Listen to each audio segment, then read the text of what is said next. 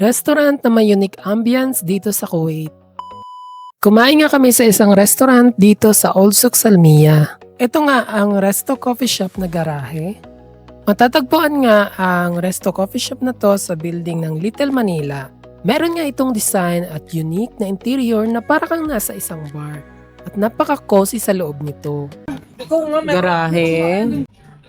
Ayan mga sister, andito kami ngayon sa garahe. Order kami ang ulado. At saka kape.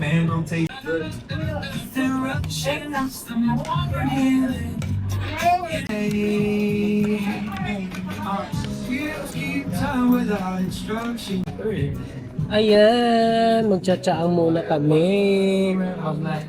Dahil tapos na kami kumain. Tapos na kami kumain, ngayon magtitinon kami. This is Moroccan tea. Moroccan tea ba to?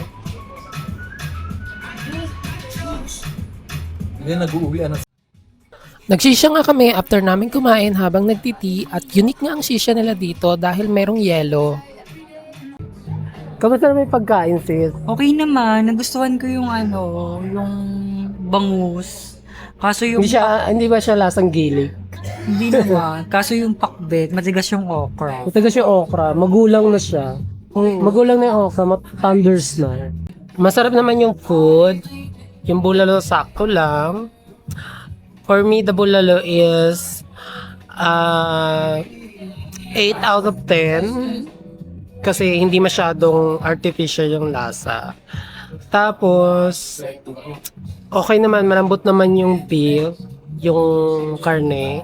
Tapos, yung kare-kare, 7 out of 10.